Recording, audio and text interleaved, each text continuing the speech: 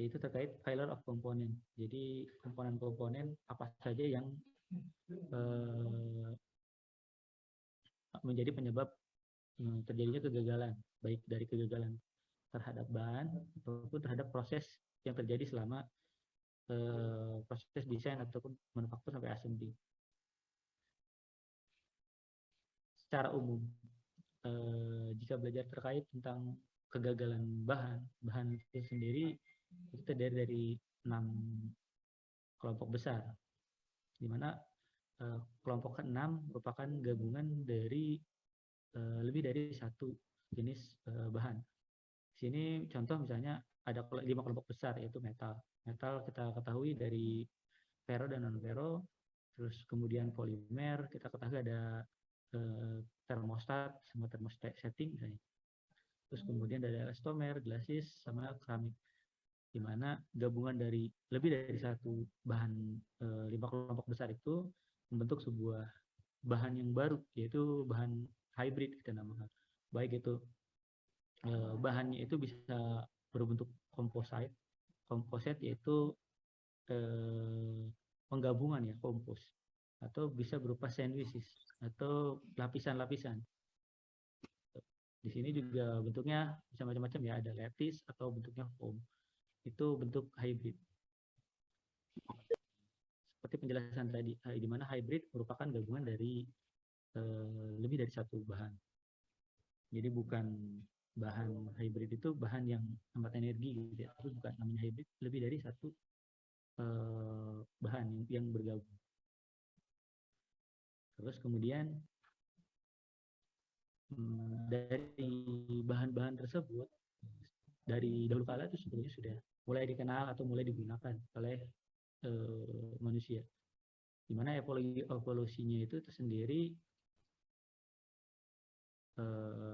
dari misalnya ya 10.000 before Christ itu di sini ada dari zaman batu masih menggunakan bahan emas misalnya, metalnya hanya berkisar di gold saja, di mana goldnya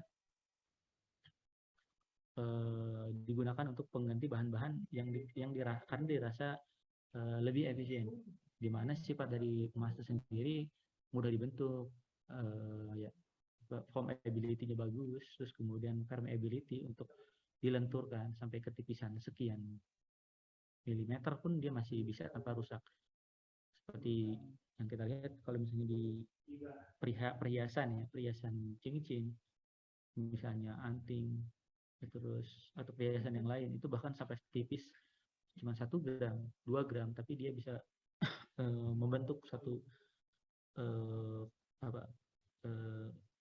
perhiasan dengan motif tertentu. Di mana gold juga memiliki sifat anti korosi yang sangat baik, di mana tidak mudah atau tidak gampang untuk mengikat oksigen, sehingga yang menjadi penyebab utama dari terjadinya karat. Berbeda dengan yang gold, pada zaman dulu masih sering digunakan yaitu bahan-bahan polimer dan elastomer yang biasa digunakan di alam, yaitu dari kayu, bentuk-bentuk kulit atau fibers. Terus kemudian ada composite, ada strobic misalnya untuk dari bahan sekam, atau misalnya bahan-bahan jerami. Terus kemudian ada bahan alam lagi ya, dari batu. Terus kemudian makin kesini makin berkurang penggunaannya karena dari bahan-bahan tersebut dicampur menjadi sebuah bahan baru. Contoh misalnya bentuknya semen atau pirokramik. Begitu juga dengan adanya perkembangan zaman, dari bahan polimer elastomer yang bahan umum di alam itu mulai dibentuk menjadi lebih spesifik. Misalnya sini polikarbon, polietilen, polipropilen. Berbanding sebalik yang tadi yang bahan lain makin sedikit, di pertengahan untuk metal sendiri dari 1800 sampai 1900-an itu malah makin tinggi penggunaannya, di mana ini dipengaruhi oleh hal lain, yaitu seperti revolusi industri di negara-negara Eropa atau Amerika, sehingga dia berkompetisi atau berbondong-bondong untuk mengeksploitasi sumber daya alam, sehingga sumber daya alam yang misalnya berasal dari alam tadi seperti metal yang digunakan untuk revolusi industri ini semakin banyak. Dia meningkatnya munculnya mesin-mesin, mesin uap, kereta, kendaraan, dan lain-lain. Itu masih semakin banyak. Begitu juga penggunaannya selain untuk revolusi industri, juga untuk akhirnya muncul Perang Dunia I dan Perang Dunia II, kemudian muncul penjajahan. Itu adalah salah satu dari dampak dari revolusi industri itu. Sama seperti di kita di Indonesia ya. Mohon maaf memotong, Pak. Ya, kenapa? Suara Bapak kecil, Pak. Coba cek. Masih kecil, Pak. Kenapa ya? Bentar, saya stop dulu. Recording stopped.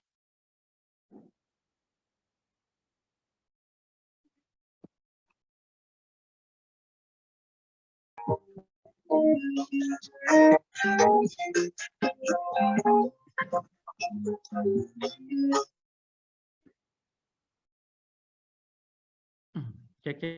Masih kecil apa sudah gede? Masih kecil ya? Masih kecil, Pak.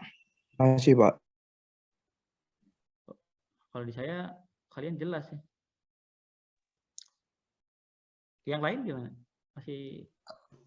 Kalau di saya sudah jelas, Pak. Ya, di saya kecil, jelas, Pak. Saya kecil, Pak. Di saya normal, Pak. Oh, berarti ada yang beberapa yang normal. Kemungkinan coba dari volume dari kaliannya. Biasanya hasil rekamannya juga biasanya mengikuti yang aslinya.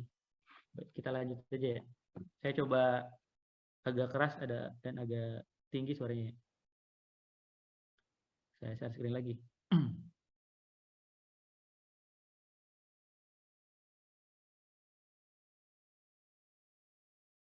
Udah terlihat ya?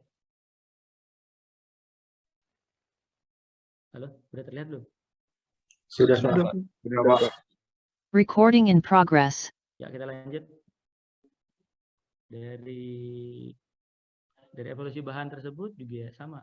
Bukan hanya bahan yang berevolusi, tapi produk-produknya juga berevolusi.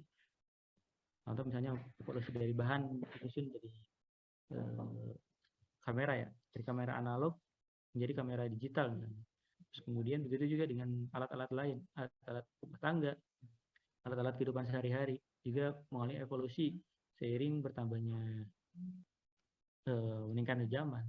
Juga meningkatnya juga evolusi produk, di mana ketuntutan untuk lebih efisien, lebih murah, lebih praktis. Kemudian kita membahas tentang material properties. Material properties sendiri atau sifat-sifat dari material, di mana setiap material itu memiliki properti masing-masing atau memiliki atribut ya, properti atau atribut masing-masing, di mana atribut itu memiliki sifat-sifat material. Sifat itulah yang akan kita gunakan untuk atau kita manfaatkan untuk dalam pemilihan bahan dan proses. Contoh misalnya properti dari satu material dari sifat general atau sifat fisik. Sifat fisik yang dimaksud adalah sifat-sifat pada bahan yang tidak ada pembebanan atau reaksi dari eksternal, tetapi dia sudah ada. Contohnya misalnya density, harga. Terus misalnya sifat-sifat lainnya seperti massa, dia tidak diberikan perlakuan apapun, massa itu tetap ada, harganya juga tetap ada, terus volume misalnya tetap ada, density tetap ada. Seperti itu contohnya. Berbeda dengan mechanical properties, yaitu sifat-sifat bahan yang merupakan respon dari pembebanan secara mekanik. Namanya juga mechanical property atau atribut-atribut secara mekanikal, yaitu respon dari pembebanan secara mekanik. Maksudnya pembebanan secara mekanik apa aja? Contoh misalnya uji tarik, berarti pembebanan secara tensile, di mana pada saat diuji tarik dia karena uji tarik termasuk dalam mechanical pembebanan secara mechanical propertiesnya, yaitu muncullah nilai yield strength, tensile strength, muncul Young modulus, terus kemudian muncul elongation, dan lain-lain. Begitu juga dengan pengujian lain atau pembebanan lain. Misalnya pembebanan dalam kompresif atau ditekan, maka muncul nilainya adalah compressive strength atau failure strength. Kalau pengujian atau pembebanannya misalnya secara dari titik atau digores di bagian luar, akan muncul nilai hardness-nya. Kemudian nilai wear rate, nilai tingkat keausan di bagian permukaan. Ya, berbeda antara mekanikal dengan thermal. Sedangkan thermal properties adalah satu respon dari sifat material yang terjadi akibat pembebanan secara thermal. Thermal yang dimaksud bukan hanya panas atau temperatur tinggi, juga temperatur yang rendah. Di mana di sini ada melting point atau ada freezing point, ada glass temperature, ada surface, ada minimum surface. Maksudnya penggunaannya, maksimum surface. Jadi penggunaan bahan tersebut pada temperatur yang paling tinggi, yang maksimalnya itu berapa. Terus penggunaan pada temperatur yang rendah. Begitu juga seterusnya. Sedangkan elektrik adalah respon dari material pada saat dia diberikan pembebanan dari elektrikal, dari kelistrikan. Kalau misalnya dia dialiri listrik, harusnya gimana? Apakah ternyata dia memberikan respon listrik dari ujung ke ujungnya tetap sampai atau malah lebih rendah nilai listrik? Itu makanya muncul ada electrical resistivity. Dia resist terhadap electrical. Berarti nilai hambatannya berarti tinggi. Dari ujung A ke ujung B panjang 10 meter kita aliri listrik ternyata sampai ujung yang diterimanya tidak ada sama sekali atau kecil sekali listriknya. Berarti di dalam bahan itu memiliki nilai electrical resistivity yang tinggi. Terus kemudian ya itu juga jangan contoh-contoh electrical properties yang lain. Yang lainnya juga ada tentang optical, itu bagaimana seperti kacamata ya. Jadi dari reflektifnya atau misalnya bisa memantulkan cahaya atau misalnya dari mampu meneruskan cahaya menjadi lebih transparan dan lain-lain, itu yang bersifat optical property. Sedangkan untuk eco property lebih ke arah lingkungan. Sebagaimana dia menghasilkan carbon footprint, apakah nilai CO2 per sini sih satuannya bisa kilogram per kilogram atau misalnya per area atau misalnya per satuan volume dalam ruangan atau kemampuan dia untuk diserap pada oleh tanah.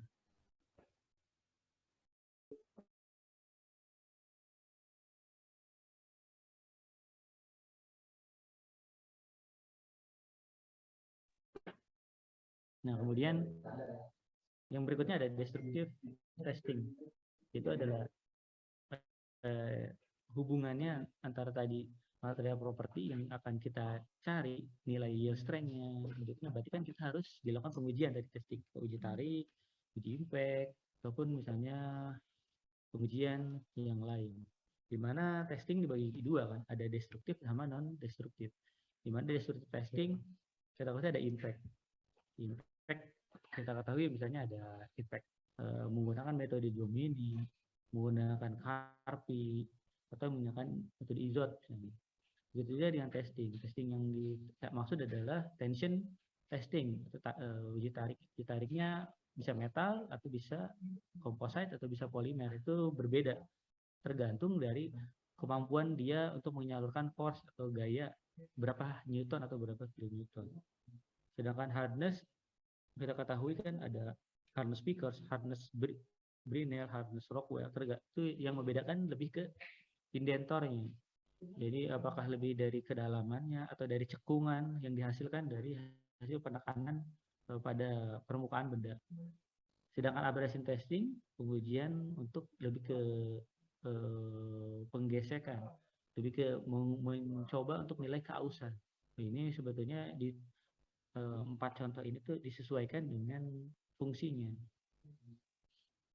Kalau misalnya kalian mendesain untuk ban mobil atau ban motor, maka pasti tidak cocok kalau misalnya diuji tension misalnya. Diujinya pastilah abrasion karena dari permukaan di tenaga kerja.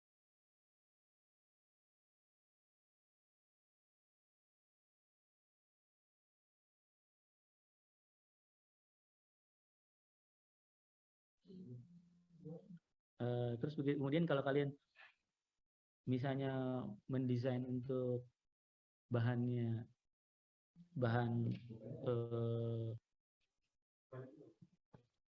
seperti gear misalnya, atau misalnya baut, berarti nggak cocok kalau yang menggunakan abrasion, karena lebih ke mana, apakah dia ke penekanan di permukaan, berarti hardness, atau misalnya dia mengalami tadi baut mengalami puntir, berarti uji puntir, jangan dilakukan uji impact. Jadi yang sesuai dengan fungsi yang digunakan. Sama seperti kalian gunakan di kursi, pembebanan pada di kursi, kaki-kakinya mengalami compression atau compressive strength, berarti diuji secara kompresi atau penekanan. Tidak sesuai jika digunakan pengujiannya uji tarik gitu. Jadi sesuaikan itu dengan penggunaannya. Jadi bukan berarti yang penting penelitiannya harus ada pengujian, bukan.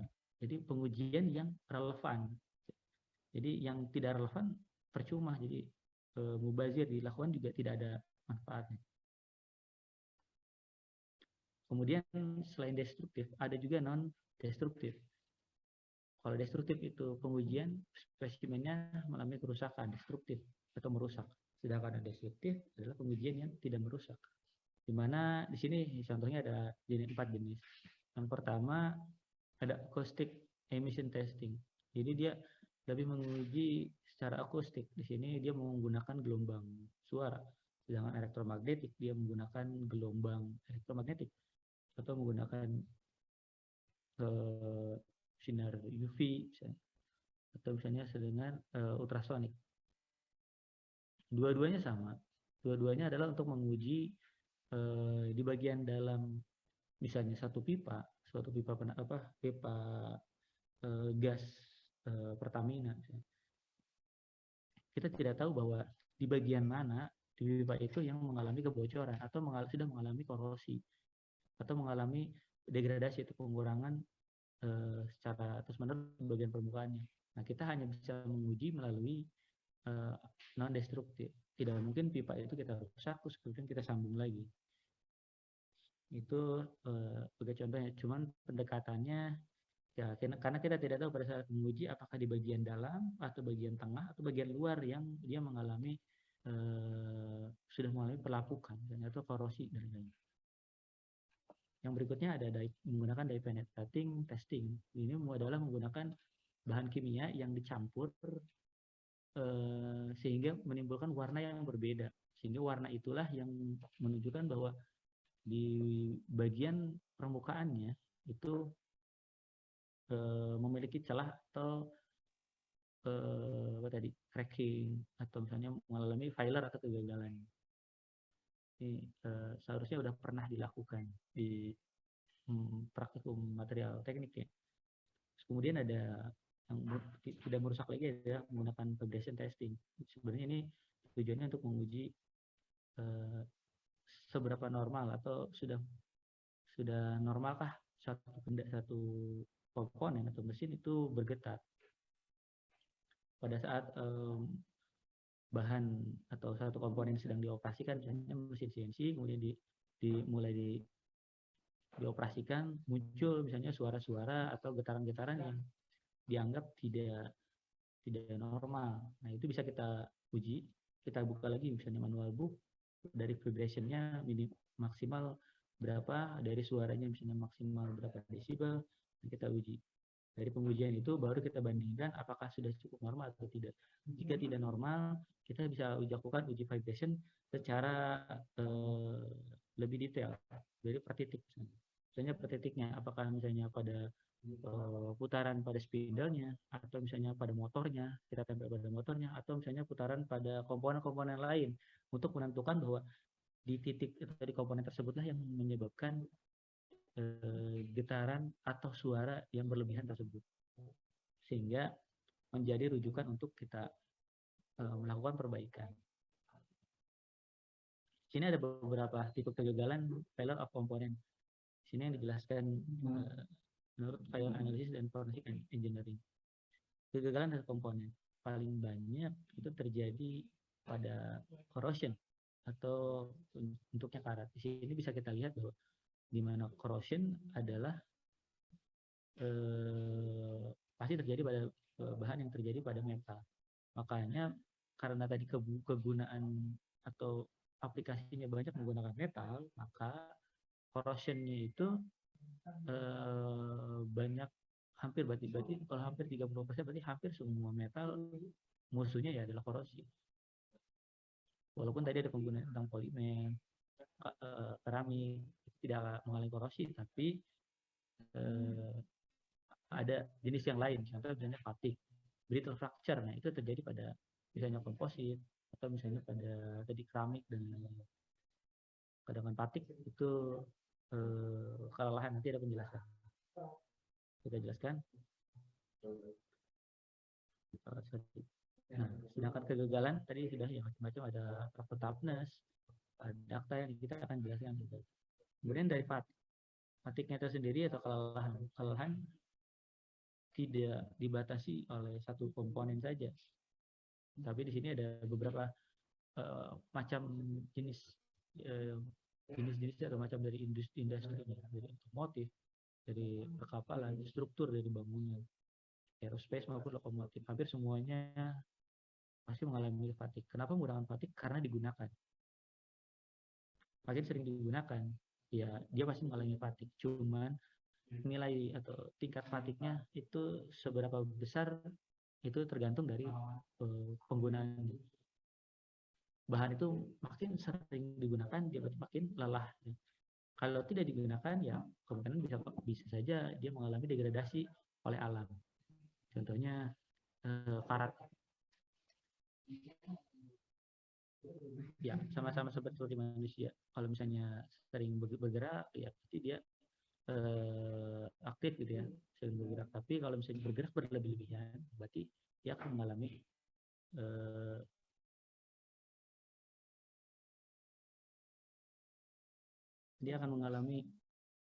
kelelahan karena berlebihan di luar normal biasanya. Biasanya normal bekerja 8 jam, ternyata bekerja sampai 12 jam. Berarti kan lambat laun dia akan mengalami kelelahan. Tadi industrinya, sekarang juga komponen hampir semua tadi.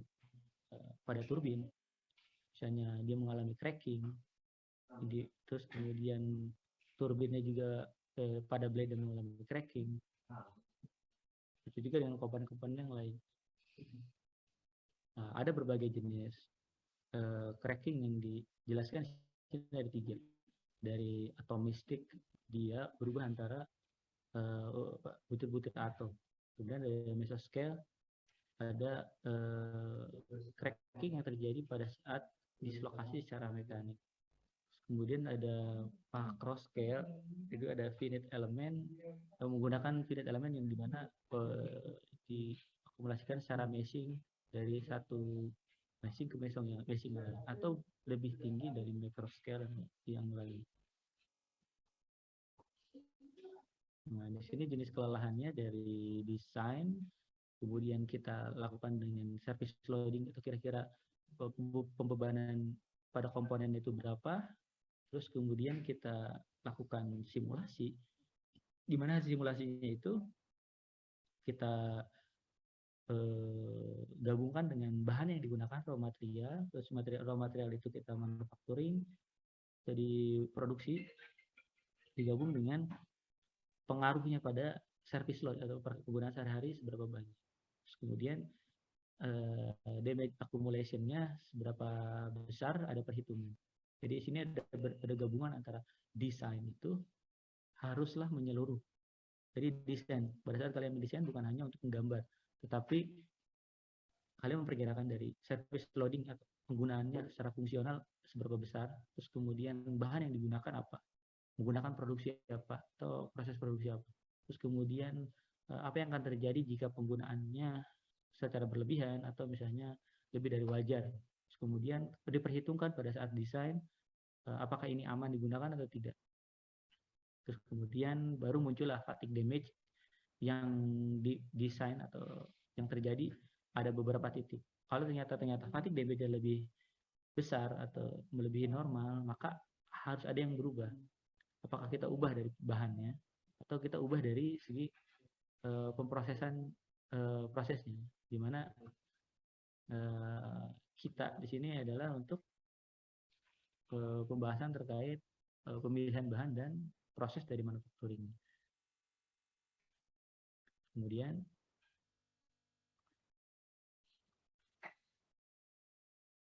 penjelasan yang tadi. Kalau yang tadi terkait dengan fatik, beda dengan ceritanya dengan brittle fracture sama ductile failure. Di mana brittle sama ductile yang membedakan sesuai namanya. Ductile itu adalah lunak, di mana pada saat lunak dua part yang berikut. Ini adalah misalnya part A, kemudian ini dengan part B. Itu awalnya satu, kemudian dia ditarik atau dikasih puntir, maka dia akan mengalami cup and cone. Cup and cone. Jadi maksudnya dia akan lepas.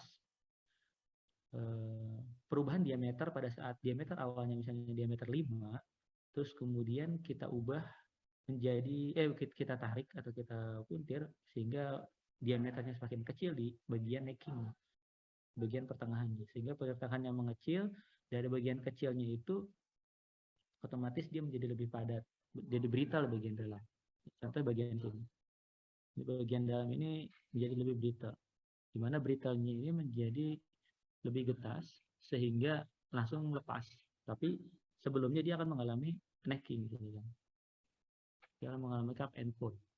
Berbeda dengan brittle. Brittle pada saat dikasih puntir atau dikasih impact atau dikasih bending atau dikasih puntir, dia tidak akan mengalami necking atau cup and cone tadi. Dia pasti langsung akan patah. Ya, soalnya misalnya pada batu, pada saat dikasih pembebanan, ya dia akan retak langsung. Tidak mungkin dia batu itu jadi melar.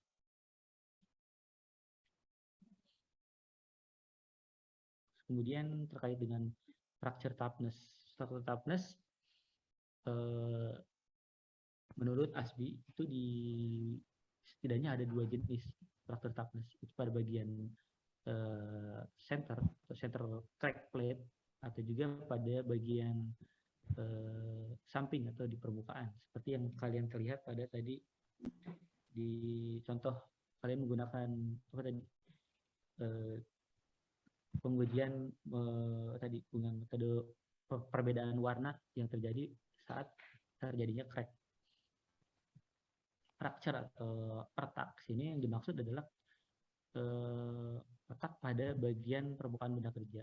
Yang membedakan hanya fracture toughness-nya tersendiri, yaitu ketahanan. Toughness itu kan ketangguhan. Fracture itu retak, jadi ketangguhan terhadap retak pada saat benda-benda yang berpotensi untuk gagal walaupun retaknya sangat kecil sekali. Contohnya misalnya pada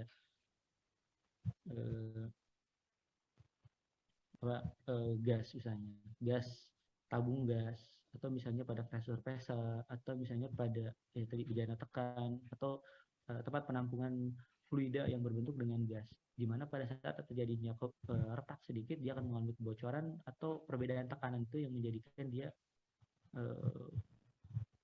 blowing gitu, meledak gitu. Maka dari itu pada saat yang penggunaan atau mendesain sesuatu komponen yang menghubungkan dengan tekanan dari dalam, itu biasanya tidak diperbolehkan crack sedikit pun. Seperti yang yang tadi contohnya di tabung gas, di pressure vessel, bejana tekan dan lain-lain. Atau contohnya seperti panci presto misalnya. Pada saat kita pakai terus, tekanan dalam makin tinggi, kemudian kita misalnya buka mendadak atau langsung dibuka, nah itu akan loncat si panci presto ini karena ada tekanan di dalam yang memberikan tekanan untuk keluar lebih cepat, seperti itu. Nah, berikutnya kegagalan yang terjadi pada mechanical itu adalah creep atau bolt joint, di mana creep yang terjadi contohnya di sini adalah pada sambungan mur dan baut di sini. Ini contohnya misalnya ada komponen satu yang akan digabung atau dipertahankan posisinya menggunakan 2 buah ring, yang ring biru, yang ring yang kuning. di mana ring yang dua ring ini itu dikunci oleh beberapa baut yang warna-warni. Nah, di mana baut yang warna-warni itu sebetulnya secara tidak langsung mengunci dari part nomor 1 tadi. Secara tidak langsung, baut tersebut akanlah mengalami creep pada tubuh permukaan, di mana permukaannya secara tidak langsung yang biru dan yang kuning tersebut ini ya, sorry, ini dulu yang biru, ini yang kuning. Nah, ini dua-duanya akan mengalami tekanan secara kebalikan, sehingga di bagian bodinya mengalami creep, juga mengalami puntir, juga mengalami tegangan geser. Itu kalau misalnya contohnya 2. Begitu juga dengan 3 jenis ring pengunci ini juga akan mengalami creep di bagian tubuhnya. Maka dari itu jenis kegagalan creep ini ya berarti kita tidak bisa membuat bahan itu terlalu getas ataupun terlalu ductile. Jadi memang harus kita hitung secara spesifik.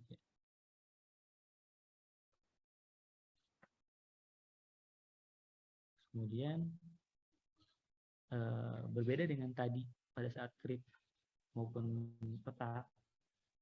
Nah, di sini ada juga excessive wear dalam kasusnya yaitu bearing, di mana bearing yang dimaksud di sini bearing yang bertumpuan langsung misalnya terhadap satu poros sehingga dia akan mengalami gesekan terus-menerus. Seperti yang dilihat pada bagian kiri atas. Bagian kiri atas di sini ada permukaan yang termakan sehingga mengalami kerusakan. Ya, sesuai namanya excessive wear atau gesekan yang berlebih-lebihan. Di mana gesekan yang berlebih-lebihan haruslah ditunjang dengan misalnya pelumas, baik pelumas padat maupun pelumas cair. Jika kekurangan pelumas atau kelebihan pelumas pun tidak diperbolehkan. Jadi memang harus dipantau secara berkala.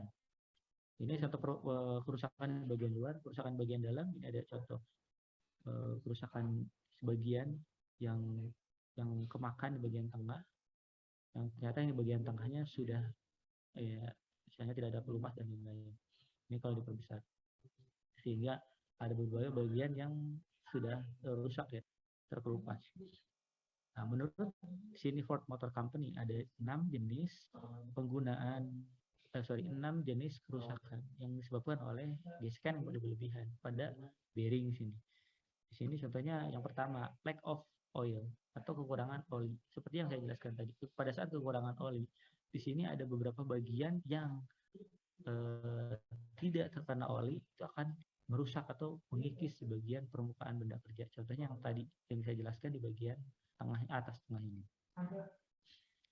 Sini, terus yang kedua ada fatigue failure. Ini ada kegagalan yang terkait dengan fatigue-nya atau dia sudah mulai lelah. Di sini muncul tanda tanya adalah dengan craters atau sompak gumpalan lembah, retakan atau berupa pocket yang kemakan.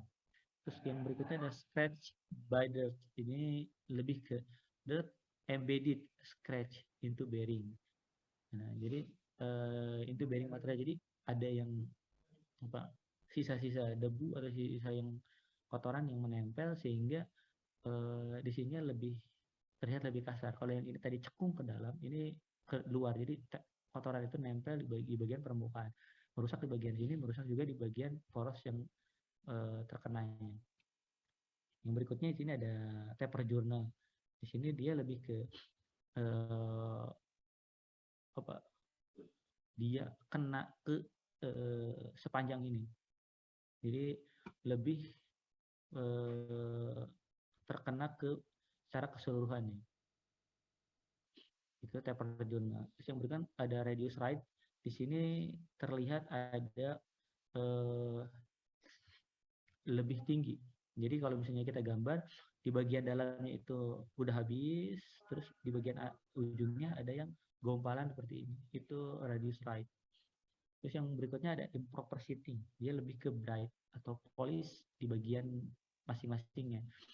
Jadi kalau misalnya contohnya pada kampas rem cakram misalnya, itu kalau misalnya kampasnya habis, itu kan saat tidak langsung improper shiftingnya terjadi, sehingga seperti polish di bagian permukaan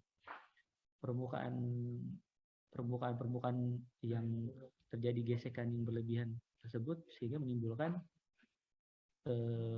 kerusakan di kedua belah pihaknya. Memang tampilannya seperti tadi bright atau terpolis ya, bright atau terpolis, tetapi malah makin tipis ya, tidak bisa digunakan.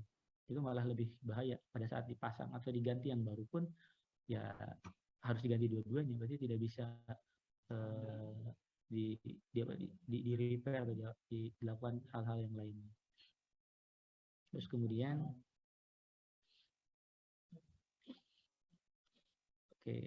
bentar. Nah, sedangkan yang tadi itu gesekan yang berlebihan, excessive wear, di sini ada terkait tentang impact load.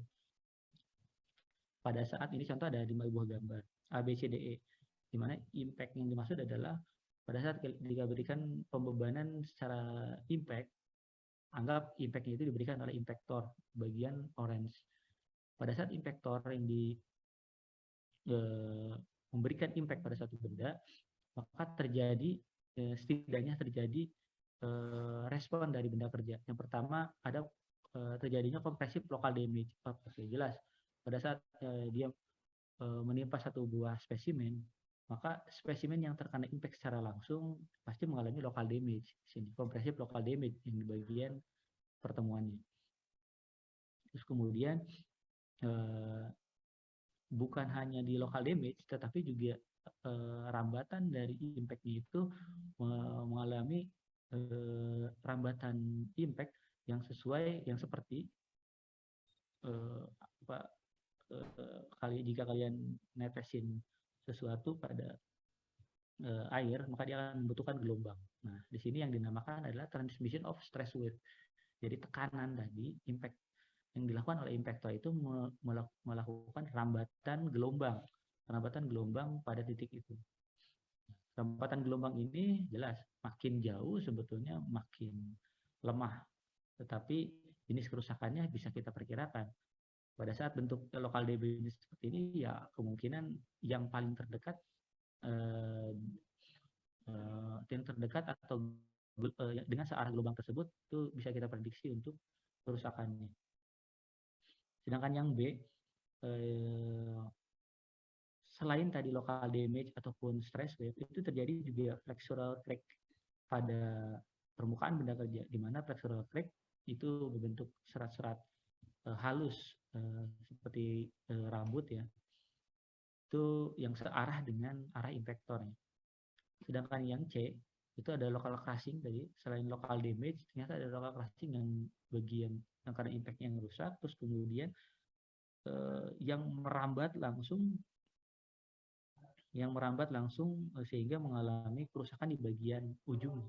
Berbeda dengan yang poin A tadi, impactor hanya di bagian luar, bagian dalamnya walaupun terkena wave damage atau stress wave, dia tidak mengalami kerusakan. Kalau yang C itu mengalami kerusakan. Nah, sedangkan yang contoh yang berikutnya ada global shear plug. Nah, dia malah merusak langsung sama seperti di flexural crack pertama, terus keduanya dia lebih merambat lebih panjang. Yang berikutnya dia malah mengalami global atau kerusakan hampir mematahkan seluruhnya. Sedangkan yang contoh yang kelima ini inclined flexural shear crack. Dia lebih ke sama seperti yang flexural, tapi dia lebih bergabung ya, antara vertikal maupun secara horizontal sehingga membentuk flexural shear yang lurus langsung untuk mengalami kepatahan. Sedangkan tadi sudah terkait tentang mechanical failure, sekarang ada environmental failure. yang juga menyebabkan terhadap komponen, di mana lingkungan atau environmental ini kita ketahui ada sehari-hari ya, ada wind atau angin, ada air atau water, soil or ground atau pada tanah, terus thermal tadi yang dijelaskan, baik itu high thermal atau low thermal, high temperatur maupun low temperatur.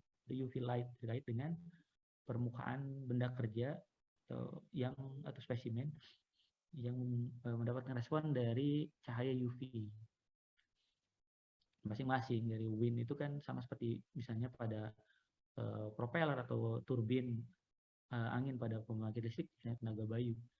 Pada saat mereka berputar, angin yang berhembus secara tidak langsung dia akan mengalami aliran untuk menekan dari propeller atau dari turbinnya. Di mana turbin ya dia memiliki sifat tadi yield strength maupun plastisitas, ada elastisitas, sehingga pada waktu tertentu dia akan mengalami perubahan atau tidak kembali lagi ke bentuk semula, sehingga dia mengalami plastisitas. Plastisitas itu yang menyebabkan dia kerusakan akibat arah angin, tekanan angin di pembangkit listrik tenaga bayu. Sama halnya dengan pembangkit listrik tenaga bayu. Pembangkit listrik tenaga angin juga tenaga air juga disebabkan oleh tekanan. Cuman tekanan yang di sini adalah fluida yang jenisnya adalah air. Fluida yang memberikan tekanan pada turbin air, atau misalnya yang paling mudah pada saat pembangkit listrik tenaga air atau PLTA-nya menutup aliran air menjadi lebih sedikit tapi jadi lebih kuat. Nah, berarti perlu dipilih apakah cocok atau tidak si pintu air. Dari pintu airnya berarti harus menampung, jangan mudah untuk merusak atau mudah berubah bentuk jika ada tekanan dari air. Itu dari pintu air, terus kemudian masuk ke turbin air, terus kemudian masuk ke yang lain-lainnya. Bisa dibayangkan pembangkit listrik tenaga air saat ini udah berdiri ratusan tahun, tapi pintu air, turbin air jarang sekali mengalami kerusakan. Berarti sudah mengalami perhitungan yang betul-betul akurat. Kemudian ada soil and ground, itu yang disebabkan ya oleh tanah. Pada saat kalian membuat mekanisme blade atau pemotong tanaman, misalnya memotong rumput, berarti ya diperkirakan ada unsur-unsur yang menempel atau bergesekan langsung, bukan hanya rumput atau tanamannya. Berarti di situ ada gesekan terhadap tanah, gesekan terhadap batu misalnya. Terus ada air, ada matahari, dan lain-lain. Itu juga diperkirakan yang dapat menyebabkan kegagalan tadi failure pada komponen-komponen. Thermal juga sama, mau high temperatur maupun low temperatur. Itu contoh adalah misalnya kalian mau mendesain sebuah storage, penampungan air panas dengan penampungan air dingin. Itu berbeda. Jika mempertahankan panas dengan mempertahankan dingin, otomatis kemampuan yang di dalamnya juga berbeda. Ada yang tujuannya untuk meneruskan panas secara cepat, ya itu tuh untuk memaintain panas lebih lama. Itu berbeda. Ya contohnya aja ya, termos air panas itu berbeda dengan bahan yang dibutuhkan untuk freezer, untuk mempertahankan temperatur dingin. Begitu juga dengan kalau kalian lihat kotak obat untuk mempertahankan dingin, karena vaksin, obat, suntikan atau yang lain-lain dipindahkan ke pedalaman, itu menggunakan box khusus yang mampu mempertahankan temperaturnya misalnya di bawah 0 derajat seperti itu. Kemudian ada UV light. UV light di sini dari efek dari pemaparan dari sinar UV yang berlebihan. Di sini ada jenis-jenis korosi. Korosi yang dimaksud itu terjadi akibat adanya 3 faktor tadi. Adanya metal, adanya air, adanya oksigen. Jadi kalau selain metal, baik itu Ferro atau non ferro itu bisa korosi, tapi jika di luar ferro dan non ferro berarti kemungkinan tidak bisa korosi. Berarti harus 3 hal ini. Jadi kalaupun misalnya untuk menanggulangi korosi, ya kalian pilih membebaskan dia dari oksigen, membebaskan dari water. Ya, water itu terjadi bukan cuma air secara kasat mata, tapi juga secara uap air, di mana udara kita saat ini juga mengalami terdiri dari uap air. Apalagi ya bisa dibilang kan udara lembab, di udara yang mengandung uap air. Atau mengganti bahannya, tidak menggunakan metal untuk menanggulangi tidak adanya korosi. Pada bagian atas gambar, misalnya pada gearbox, sering terjadi gearbox ukuran besar pada sebuah kapal, itu malah sering terjadi pengkaratan pada bagian luar gear, walaupun di bagian dalam bisa saja tidak mengalami karatan. Begitu juga dengan part lain, misalnya pada sambungan bautnya, pada bodi dari kapalnya, atau pada sistem penggerak yang lain, di mana jenis dari korosinya tersebut secara garis besar di sini ada 10. Pertama uniform, semuanya merata dengan tingkat karat yang bentuknya sama. Atau intergranular seperti yang di baut ini. Dia intergranular, ada beberapa titik yang kepekatan karatnya tinggi, sedangkan yang lainnya uniform. Juga ada yang terkait dengan galvanik. Dia ada kerusakan bagian luar sehingga ada mengalami keropos, terus ada crevice, dia ada keropos sampai ke bagian dalam, bahkan bagian dalam. Terus bagian fitting dia hampir di permukaannya, dia merusak di permukaannya, bisa dirasakan pada disentuh ternyata banyak yang sudah terkelupas. Kemudian ada terkait dengan hydrogen damage, ada perukaan di permukaan atau retak di permukaan, ada juga internal void atau kerusakan langsung di bagian dalam walaupun tidak terlihat. Kemudian ada stress corrosion, dia di luarnya itu intergranular, terus kemudian ada seperti rambut atau akar yang menyerap di bagian dalam sehingga mengalami keropos langsung. Terus kemudian ada corrosion fatigue, dia terjadi karena adanya kelelahan. Sering digunakan, maka komponen yang bergesekannya tersebut mengalami aus, dan itu malah diisi. Keausannya itu malah diisi oleh korosi, karena 3 faktor yang tadi sudah terpenuhi. Dipakai, terus kemudian misalnya lupa dibersihkan, terus kemudian besoknya terjadi oksidasi, malamnya malah terjadi proses pengkaratan. Terus kemudian ada hydrogen induced cracking. Jadi pada saat penggunaannya hidrogen pada penggunaan tertentu yang menggunakan difusi dari oksigen, difusi dari hidrogen. Hidrogennya itu masuk ke dalam benda kerja, istilahnya diinduksi, itu malah menyebabkan cracking, corrosion. Kalau ini cavitation, erosion, flattening, ini seperti penggunaan angkat magnet terus menerus sehingga dia mengalami erosion atau cavitation di bagian permukaan. Nah, tadi yang ini ada contoh tentang UV light atau thermal failure. Di sini ada 2 jenis, ada flake sama cracking. Flaking contohnya yang bagian yang kiri, itu merusak di bagian permukaan, seperti merusak bagian catnya. Seperti di rumah juga ada yang merusak bagian cat. Ada juga yang mengalami cracking. Dia bahkan bukan merusak permukaannya saja, tapi dia merusak bagian dalam, bagian struktur, sehingga mengalami cracking secara menyeluruh. Nah, ini soil degradable. Jadi tadi dari tanah itu mendekomposisi, tingkat dekomposisi dari bahan-bahan ya. Saya bilang karena walaupun limbah tetap kita lihat sebagai bahan misalnya. Kalau misalnya bahan yang kalian buat dalam bentuk kertas, maka dia mampu terdekomposisi atau terurai setidaknya sampai 2-4 minggu. Plastik bag yang kalian gunakan itu 10-12 tahun. Kemudian ada yang lebih parah lagi yaitu botol kaca atau bahkan stereo. Bahkan sini never, karena apa saya ini biayanya rendah tetapi proses daur ulangnya sulit. Di sini cause of failure komponen atau penyebab dari kegagalan dari sebuah komponen. Hampir semua dari semua komponen yang terjadi gagalnya itu gara-gara poor of selection material. Jadi dia karena rendahnya tingkat pemahaman terkait pemilihan bahan.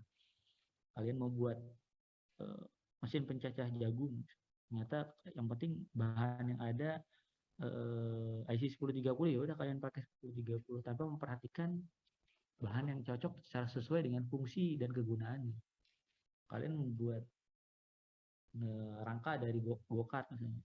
Oh, adanya ternyata pipa baja yang ada di toko, itu kita pakai aja. Ternyata pasti pakai, kadang-kadang bermanuver sulit, atau misalnya kadang sudah berapa kali pakai ternyata udah mulai patah di bagian tengah. Nah, itu gara-gara kegagalan dalam pemilihan materialnya. Jadi pemilihan material ya bukan cuma milih, tetapi kita memikirkan tentang properti dari materialnya yang sesuai dengan fungsi. Kemudian ada manufacturing defect. Di sini ada manufacturing defect maksudnya pada kegagalan pada saat proses manufacturingnya. Pada saat misalnya proses milling dilakukan, ternyata masih ada engine yang tersisa, itu misalnya bari atau misalnya den dan lain-lain.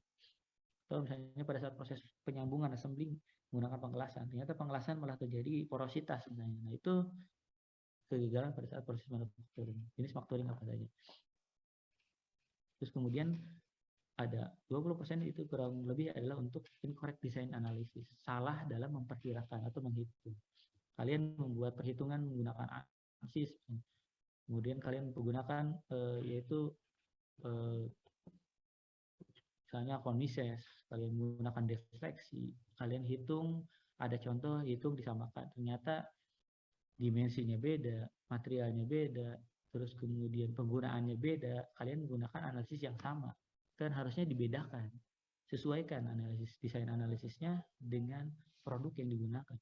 Itu salah dalam menentukan, itu menjadi penyebab berkurangnya rendahnya nih tingkat desain analisis. Yang berikutnya adalah exceeding design limit. Ya, ini sebetulnya lebih ke penggunaan yang berlebih-lebihan. Kalau misalnya ternyata di situnya disarankan hanya per hari beroperasi 10 jam, tapi dilaksanakan 14 jam. Berarti kan dia mengalami fatigue, mengalami kelelahan pada saat operasional. Atau misalnya kalian lakukan desain desain kendaraan mampu untuk menampung, atau lift gitu ya. Lift mampu untuk menampung 100 kg. Menggunakan 100 kg itu kemampuan. Tinggal ditambahkan safety factor, sampai safety factor jadi 130 kg sebetulnya. Pada saat dia penggunaannya 150 kg atau 140 kg rusak, berarti kerusakan tergolong dalam exceeding design limit. Jadi penggunaan yang melebihi desainnya, batasnya, melebihi dari batasnya. Tetapi jika sudah diatur 100 kg, ternyata baru sampai 90 kg sudah rusak, berarti kesalahannya dari desain analisisnya. Gitu. Selama ini ngedesain analisis seperti apa, sampai belum waktunya dia udah rusak. Diperkirakan durasi umur pakai 5 tahun, baru 3 tahun udah rusak. Jadi ada salah dalam desainnya, atau mungkin ada salah dalam penggunaannya tadi, desain exceeding design limit. Itu. Terus oke. Ada yang dikonfirmasi, silakan. Silakan, ada yang tanyakan dulu sebelum kita lanjutkan tanya jawab nanti. Pak, saya ingin bertanya, Pak. Ya, Bilma. Iya, Pak. Perkenalkan, nama saya Bilma Ramadan, NPM 19 1063 1111 dari kelas B, Pak. Saya ingin bertanya tentang ini, Pak. semisal dari hasil pengelasan itu lebih diunggulkan pengujian destruktif tes apa non destruktif tes Pak? Oke, ada lagi? Dah. Udah Pak. Oke, jadi pada saat penggunaan destruktif ataupun non destruktif itu bukan mana yang diunggulkan. Jadi itu nanyanya kayak lebih enak mana ayam apa ikan? Itu kan beda konteks gitu. Jadi konteksnya tergantung. Kamu pada saat kamu mengelas siku, atau misalnya mau ngelas rangka mobil listrik. Rangka mobil listrik kamu ngelas menggunakan arc welding atau misalnya menggunakan GTAW. Nah, pada saat penggunaan GTAW itu yang kualitas apa yang kamu pengen lihat? Kalau misalnya kualitas di permukaan, apakah ada cracking? Ya kalian tinggal dye penetran. Nggak mungkin mau di permukaannya, saya mau menggunakan ultrasonik, kan nggak nyambung. Gitu. Sedangkan yang menggunakan ultrasonik atau akustik kan untuk melihat kerusakan yang di bagian dalam. Itu kan nggak sesuai. Terus kalau misalnya saya mau melihat kekuatan dari bahannya, itu kalian pakai ultrasonik, nggak bisa. Kalau mau mengetahui nilai dari modulus elastisitas, ya kalian uji merusak. Nggak bisa perkirakan nilai dari modulus elastisitas jika tidak diuji tarik. Gitu. Tidak bisa pendekatannya seperti itu. Jadi kalau misalnya mau tahu ketahanan robek, ya dirobek. Gitu. Kalau misalnya tahu di kehalusan permukaan, ya surface roughness. Gitu. Jadi kalau misalnya ingin tahu di bagian dalamnya itu ada perubahan fasa misalnya dari perlit ke austenit kemudian jadi bainit atau martensit, iya berarti pengujian mikro misalnya. Nggak bisa kita pakai tadi akustik. Nah, karena di akustik tidak bisa menguji struktur dari materialnya. Gitu. Jadi jenis pengujian ataupun secara umum tadi dari pengujian destruktif maupun non destruktif itu ya tergantung ke kebutuhannya untuk apa gitu. Jadi bukan pilihan, bukan mana yang terbaik, mana yang lebih unggul, tetapi mana yang dibutuhkan pakai. Jadi masing-masing tidak ada saingan, jadi itu masing-masing asal yang sesuai ya bisa digunakan gitu Bilma. Siap, terima kasih ya Pak. Enggak ada lagi, silakan.